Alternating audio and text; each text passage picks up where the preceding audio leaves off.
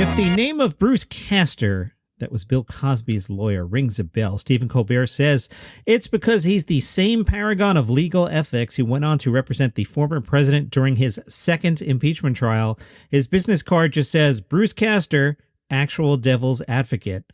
Meanwhile, the country is hot as hell, so at least Cosby has a preview of the afterlife, said Colbert. It's so hot, the Statue of Liberty dropped the toga. Even parts of Alaska last week reached 92 degrees, leading to an ice quake. Colbert said, that's right, global warming has gotten so bad, we have to learn all new disasters. Now we've got ice quakes, sand rain, thundernamus, leaf herpes, and getting strangled by a rainbow.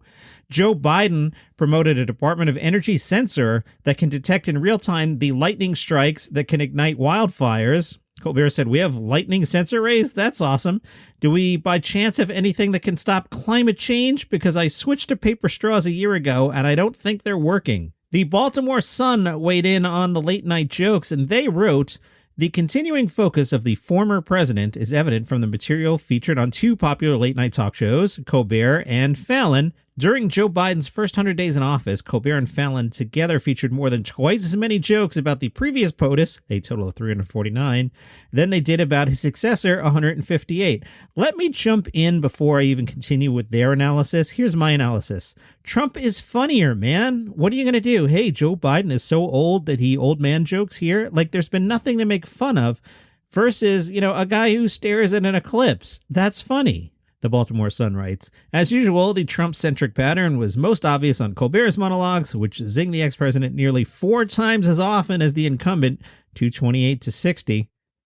But even Mr. Fallon, who was once derided by his peers for doing a soft interview in which he tousled Mr. Trump's hair, told 121 Donald Trump jokes compared to 98 about Joe Biden. Moreover, the Trump jokes were more derisive, attacking both his policies and personal characteristics, whereas jokes about Mr. Biden lacked the sharp edge that the comedians reserved for Mr. Trump. As Mr. Colbert said of Mr. Trump on Inauguration Day, perhaps the most potent symbolism for this inauguration was the guy who had to disinfect the podium after every speaker. His whole gig was wiping away disease, much like the voters did.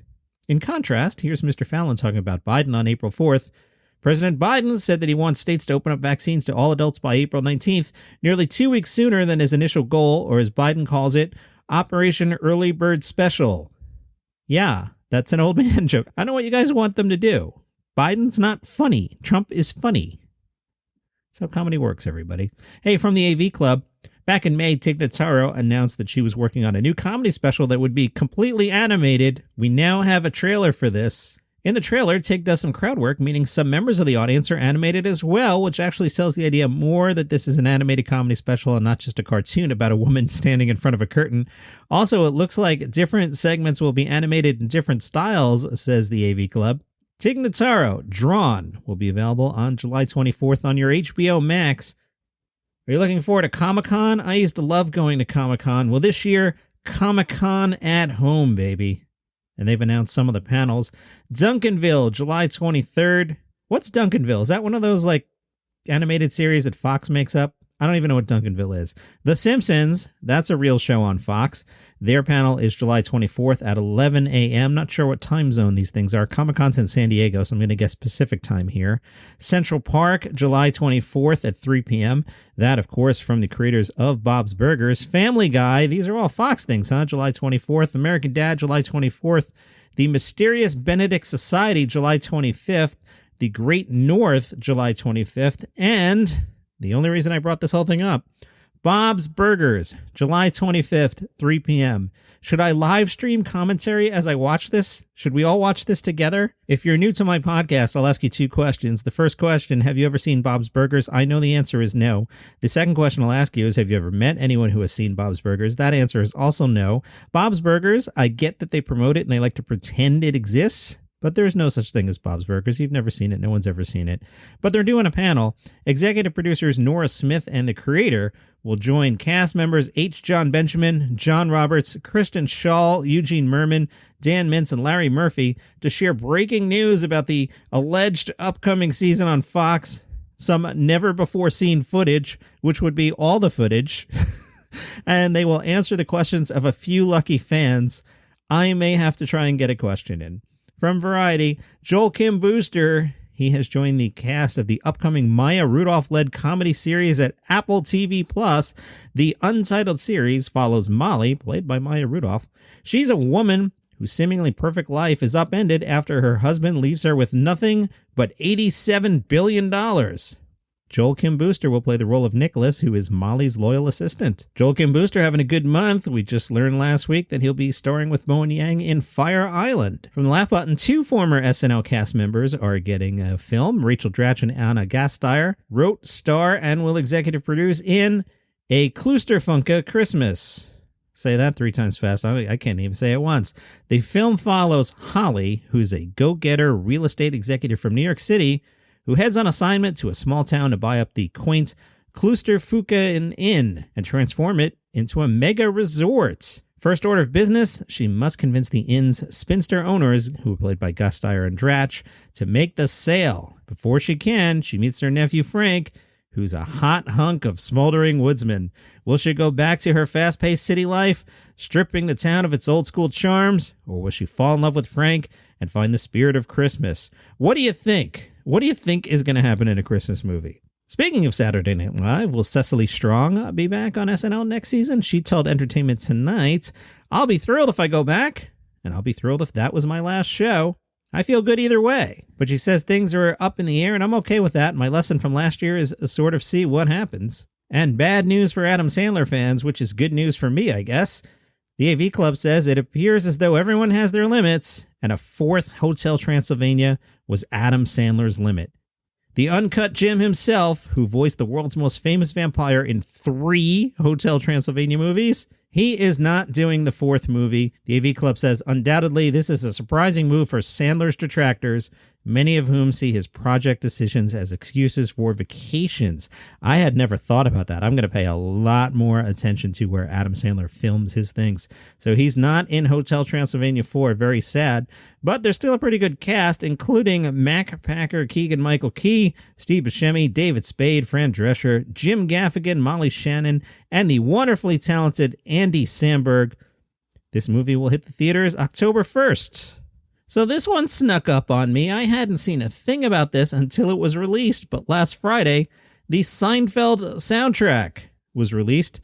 The Seinfeld Soundtrack spotlights music from the show's 9 seasons and 180 episodes. Let's bring in half-assed, frustrated Jerry Seinfeld impression for the details. Half-assed Jerry Seinfeld impression, take it away. The score is carefully curated by the show's composer, Jonathan Wolfe, who selected songs specifically with fans in mind. Wolfe's resume includes composing music for Will and Grace, Married with Children, Reba, Who's the Boss, and Saved by the Bell, The College Years. For the Seinfeld collection, such popular scenes as Cable Guy vs. Kramer, Jerry vs. Newman Chase, and Rochelle the musical are revived, as well as 3 different versions of the show's theme song. Thank you, half-assed Jerry Seinfeld impression. The show's composer, Jonathan Wolfe, answered some questions from Deadline. Here's a good question. What instrument was the classic 5-note interstitial that sounds like a Rickenbacker bass line? When did it become the standard transition on the show? Wolfe said, well, first of all, thanks for noticing the signature bass line that I use for a lot of scene transitions. The 5-note phrases that you mentioned were most likely elements from the actual theme bass line, but since the transition pieces were often different lengths and different tempos, they were usually not the same 5 notes. Deadline asked, how involved were Jerry and Larry David on the music side? Wolfe said, I got this phone call from Jerry Seinfeld. I knew he was going to call because my good buddy George Wallace had told me. Turns out in real life, Jerry Seinfeld has a best friend named George Wallace.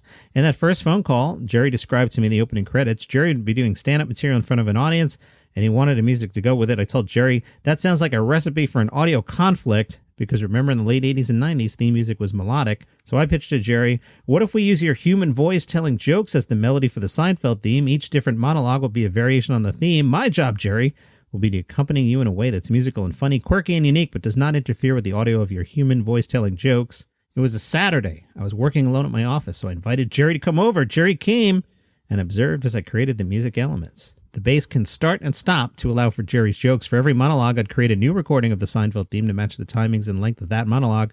So Jerry's involvement that day was watching me work. His girlfriend brought us over burritos. After season 7, Larry took a break from Seinfeld, but until then, Larry and Jerry each attended every mix of the show. After the mix, my music editor would sometimes offer them music choices that I had prepared for their approval.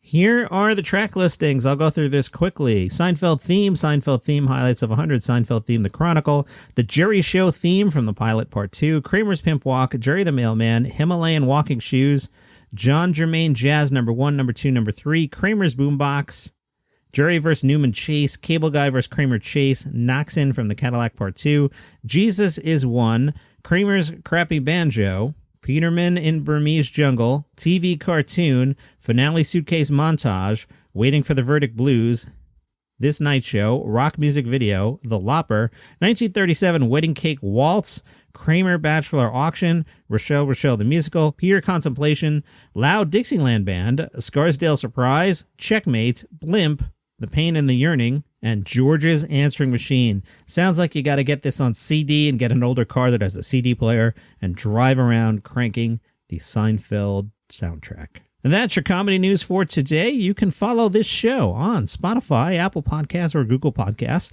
If you enjoy what I do, you can go to buymeacoffee.com/dailycomedynews, and there you can throw $5 in the tip jar. I will take your money. I will go to National Donuts Chain, and I will buy a large iced coffee with caramel and milk. That is my go-to.